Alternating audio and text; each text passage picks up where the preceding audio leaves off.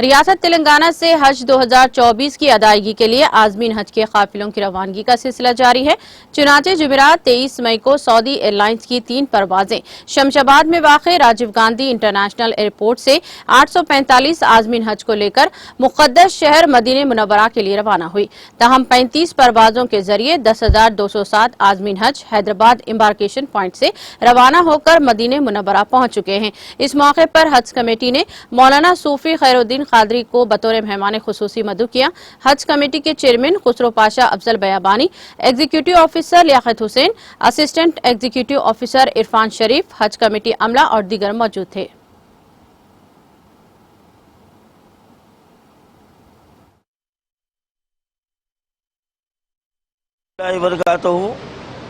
الحمدللہ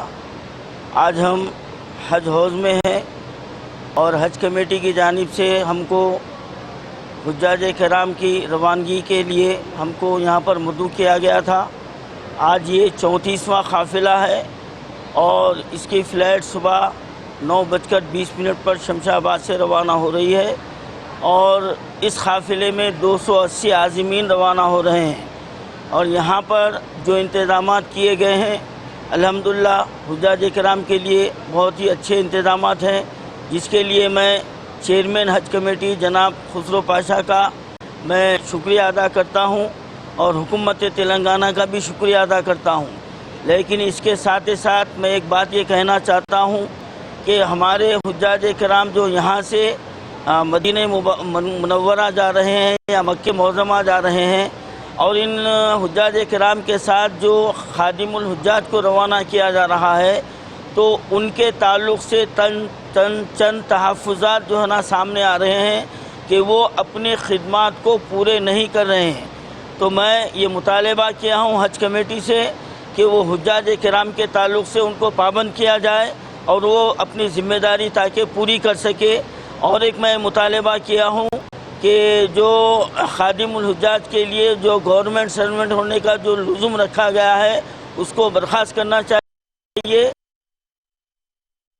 اور علماء کرام کی، مفتیان کرام کی اور عوامی کرنا چاہیے۔ یہ مسلم یونائٹڈ فیڈریشن کا یہ مطالبہ ہے اور میں حج کمیٹی سے ہم یہ امید رکھتے ہیں کہ اس حج میں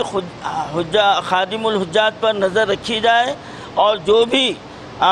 حجاج کرام کی خدمت میں پہلو تہی کرتا ہوا نظر آئے ان کے خلاف کارروائی کرنی چاہیے۔ اور میں حجاج کرام سے بھی یہ اپیل کیا ہوں کہ چھوٹی چھوٹی تکالیف پر وہ ویڈیو بنا کر وائرل نہ کریں بلکہ اللہ کی رضا کے لیے چھوٹی تکالیف کو برداشت کرنا چاہیے۔ اس میں بھی اللہ تعالیٰ آپ کو اجر و ثواب دیتا ہے۔ ہاں، جہاں پر آپ کو زیادہ تکلیف ہوتی ہے تو ویڈیو وائرل کرنے کے بجائے آپ راست طور پر حج کمیٹی سے رجوع ہوتے ہوئے وہ شکایت درج کرائیں تاکہ پھر اس کا ازالہ ہو سکے۔ یہی میرا آج کا